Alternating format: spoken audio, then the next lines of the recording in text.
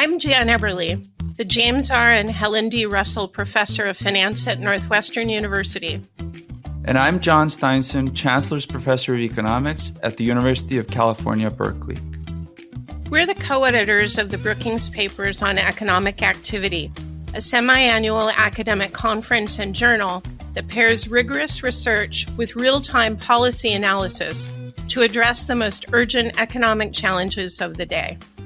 And this is the Brookings Podcast on Economic Activity, where we share conversations with leading economists on the research they do and how it will affect economic policy. Thank you for tuning into the fourth episode of our fifth season of the podcast. For a long time, Congress paid close attention to long-term federal deficits and would raise taxes or cut spending if deficits were predicted to spiral upwards based on current legislation. But the paper we discuss in today's episode, which is titled Robust Fiscal Stabilizations and is by Alan Auerbach and Danny Yagan of the University of California, Berkeley, finds that this time has ended, with potentially serious consequences for federal debt. William Gale, co-director of the Urban Brookings Tax Policy Center and discussant of this paper, leads the discussion. These are crucial issues as the U.S. confronts higher debt and deficits, and policymakers contemplate the consequences and how to address them. People often talk about having various kinds of budget rules, and this paper points out that there was implicitly a rule, or at least a practice, that brought budget deficits down when they had tended to grow over the last few decades. This paper argues that this practice has ended and raises the question of what comes next. I'm really glad to see Alan and Danny drawing attention to this troubling change in fiscal policy. I worry that deficits are a bit like high blood pressure. Everything seems fine for the longest time, and then something really bad happens. But let's pass it off to Bill and see what the authors have to say. Thanks, John and Jan. I'd like to welcome Alan to the podcast. Thank you. And let me say, I'm very excited to talk more about this paper, having served as the discussant at the conference. So let's jump right in. Alan, your paper with your colleague Danny Yagan looks in the past and in the future about how policymakers respond to budget deficits and debt. Let's talk about the past first. The question you're asking is basically, when indicators suggest that the federal deficit is going to go up, do lawmakers pass laws that respond to those projections by either increasing taxes or lowering spending? You've looked over the last 4 decades and come up with different results over different time periods. Talk us through the basics of what you found. Thanks, Bill. Well, when I first studied this issue a little over 20 years ago for a paper I also wrote for the Brookings panel, I estimated the effects of projected budget deficits on government policy and found that there were strong responses by the government. At the time, people were a little surprised. They didn't realize the government had it together as much as it had to do these things. And I found that taxes went up and spending went down in terms of legislative activity when it looked like deficits were going to be high in the future, according to Congressional Budget Office projections. Danny and I decided to have another look at that relationship with all the additional years of data we've had since then, and found very surprisingly that that relationship had completely gone away. My original paper was in the Brookings papers in 2003, and if you look at the period from 2004 to the current year, the same relationship that I found to be very strong from 1984 through 2003 had completely disappeared in the last 20 years. And it had very important implications for the path of fiscal policy in the U.S. Great, and we'll come back to that in just a second. But the second half of the paper looks at the future, where you look at projections of federal debt and deficits several decades out, and the extent to which it matters whether policymakers respond like they did in the last 20 years or in the 20 years before that. So what are your main findings there? Well, we start with CBO projections for the next 30 years. But of course, as CBO makes quite clear, they're not taking into account either the good or the bad things that can happen to the economy and to the budget. They don't predict recessions. They don't predict unexpected booms. They just have a nice, smooth trajectory. And we incorporated shocks, surprises of both the positive and negative variety based on what we've observed over past history. And then we did projections of what the range of possible outcomes would be for the deficits and debt relative to the size of the economy over the next 100 years.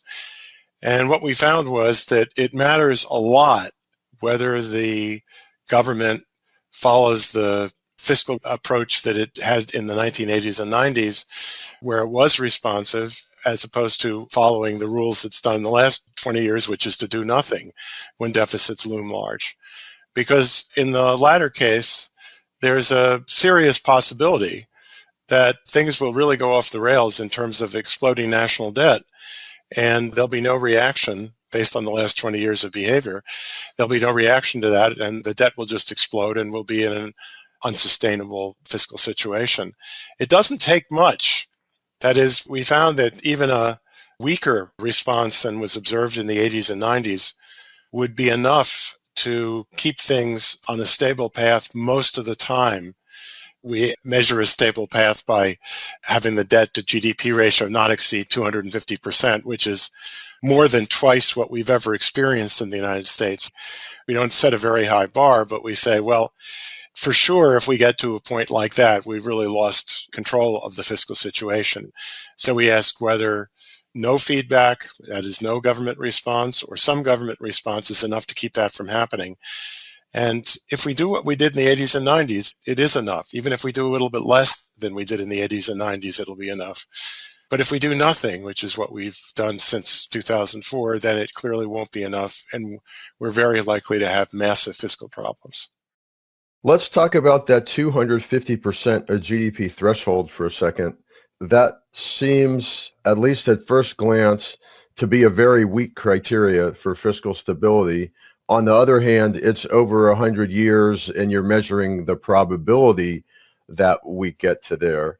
But I think it's worth mentioning that 25 years ago, if people were told the U.S. had a debt to GDP ratio of about 100%, which we have now, everyone would have thought that was the end of the world, a financial crisis.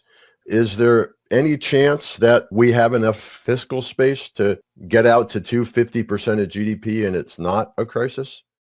It depends in part on what happens to interest rates. One of the reasons why we've been able to get up to 100% without all kinds of alarms going off is that interest rates have been quite low over the last several years, much lower than one would have predicted 20 years ago.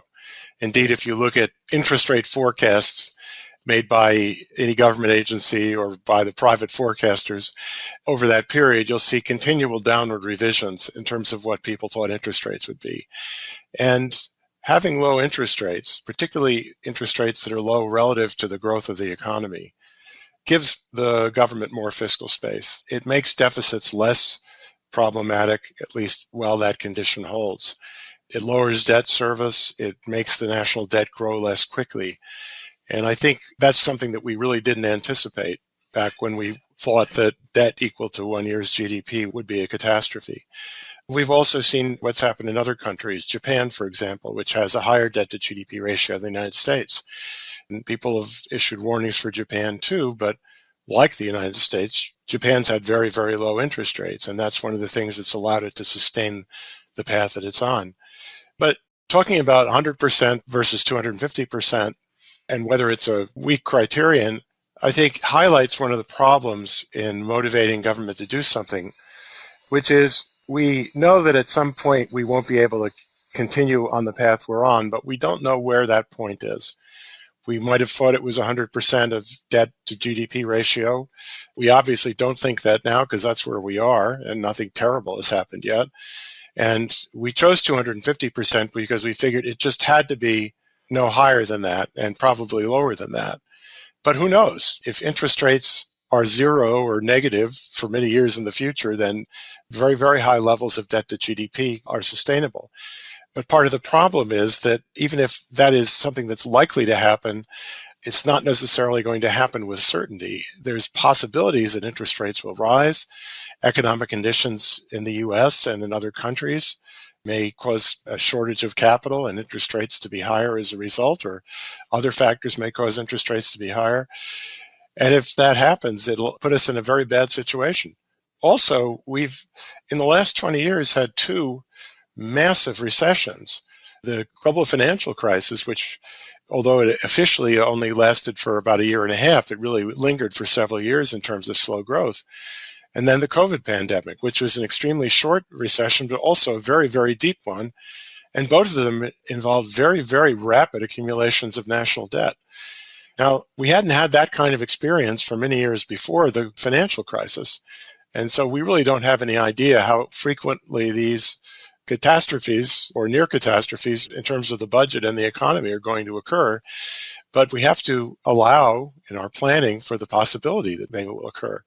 But again, that's something that's hard to bring to the policy process, to say, well, we may not have anything bad like that happen for the next 20 or 30 years, but we should still be planning for it and taking measures that are needed only if that happens. At the risk of oversimplifying the paper, I would describe it as follows. Policymakers acted responsibly in the 80s and 90s, and if they act responsibly in the future, things will be pretty good, manageable. But policymakers didn't act responsibly the last 20 years, and if they continue to not act responsibly, then we've got a real issue on our hands. So the question that comes to my mind is, what caused policymakers to change their behavior, and what will it take to get them to change their behavior back? Those are two very difficult questions. To the first, I would say policymakers learned over time that trying to bring the deficit down, or at least get it under control by undertaking spending cuts and tax increases, is not a winning political strategy. It obviously causes short-term pain. There are going to be constituencies for the spending that's being cut. No one wants to face increased taxes.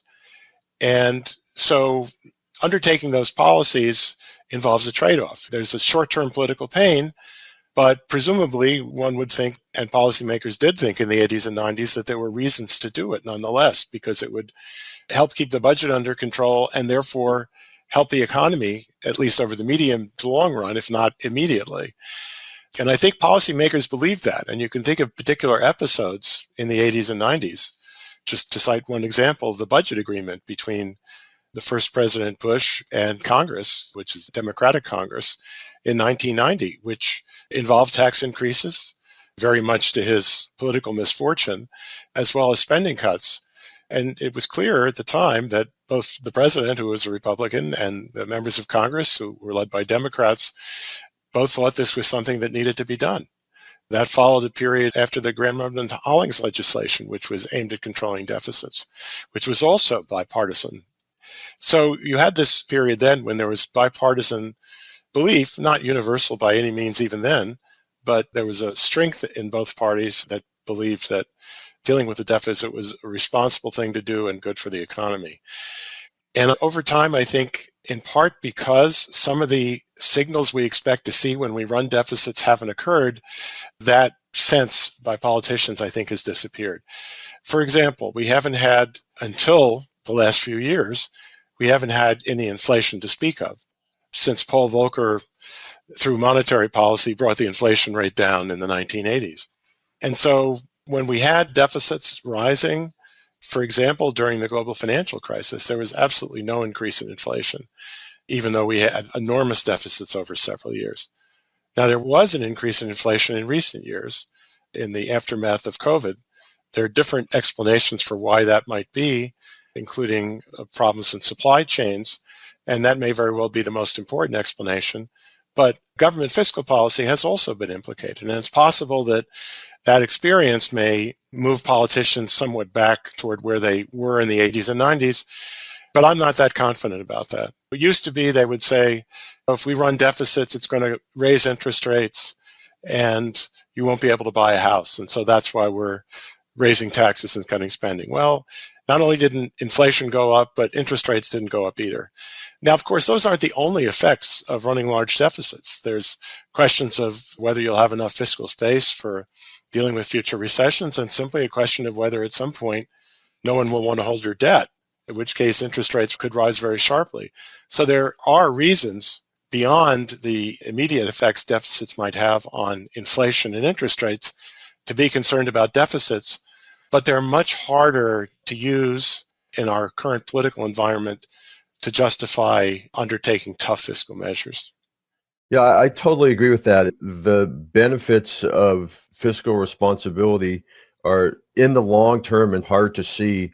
One example I gave once was if an earthquake knocks down a building, you can walk by the rubble and say, oh yeah, the earthquake knocked down that building. If there's an empty lot and you walk by it, it takes a great power of concentration to say, well, the government borrowed too much and now people can't borrow in the private sector, so that building was never built. But that's the nature of the cost.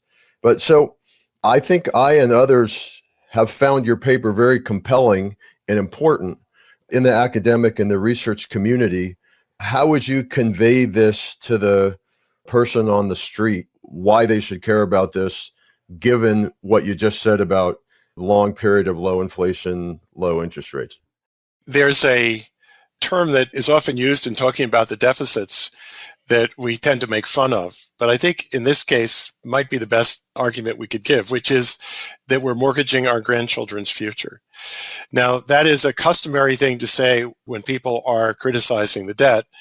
Unfortunately, in the current political environment, it's usually only when they're out of power and they're criticizing the party in power for increasing the debt to do the things it wants to do instead of the things that the party out of power wants to do. And so they don't really care about deficits. They care about their opponent's deficits. But nevertheless, they often use that argument that this is irresponsible. We're mortgaging our grandchildren's future. Well, we are. If we run deficits, we don't see an immediate rise in interest rates or inflation that causes us to stop, and we just let the debt to GDP ratio rise and rise and rise, at some point we won't be able to keep doing that. If there's a loss of confidence in the U.S. ability to service its debt, interest rates are going to rise. And when they rise, the government simply won't be able to run the deficits it's running, and it's going to have to cut them. And at that point, it's going to have to either cut spending substantially, much more than it would have to do now if it was doing a gradual policy, or raise taxes substantially. And you and I will have passed from the scene at that point, unless it happens, in the relatively near future, but our grandchildren are more likely to be around. And if we care at all about them, we would be thinking about what kind of economy we're leaving for the U.S. We struggle to think about these issues in the context of global warming. There's a close analogy in the sense that these things happen gradually. But this is a problem that's easier to deal with than global warming, because global warming is a worldwide problem, and the U.S. can only do so much on its own. It isn't doing all that much, but it can't do it all on its own. We can fix our fiscal problem on our own. We don't need anybody's help from other countries. They may be the ones who eventually force us to do it if they cease to hold the substantial share of the debt that they're currently holding, but it's something that we have the capacity to fix on our own. Yeah, speaking of mortgaging our grandchildren's future and climate change, I just want to bring in an issue that's often left out in the discussion of deficits, and that is it depends a lot what the money is spent on. If we borrow money to invest in infrastructure or to invest in climate change adaptation, then we're improving our grandchildren's future. But under the current budget projections, as you well know, that's not what we're doing. We're borrowing to pay old age entitlements. Maybe comment on that. Well, there's nothing wrong with paying old age entitlements if we think that's what we should be doing.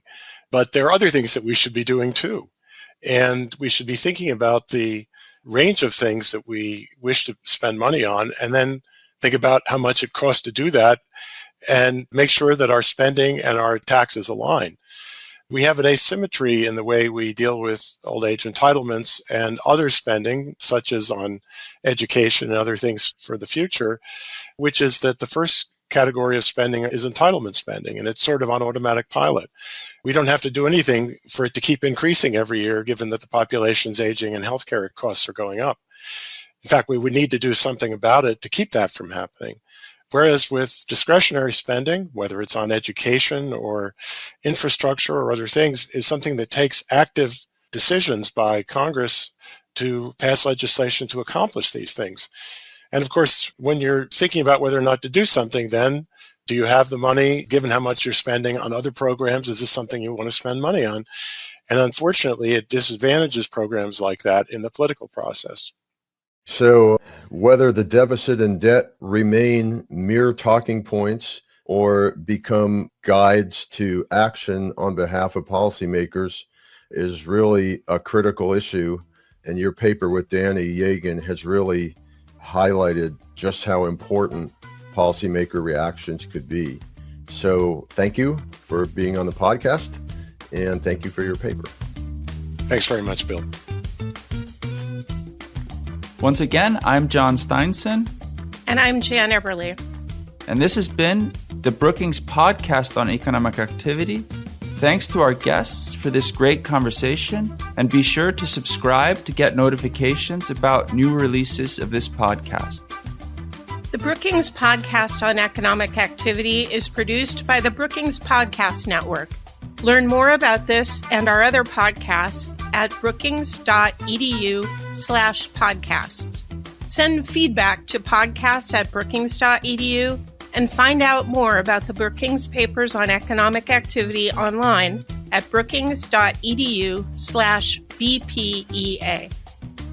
Thanks to the team that makes this podcast possible, including Kuilaleni Huanga, supervising producer, co-producers Fred Dews and Chris Miller, audio engineer Gaston Reboredo. Show art was designed by Katie Maris at Brookings, and promotional support comes from our colleagues in Brookings Communications.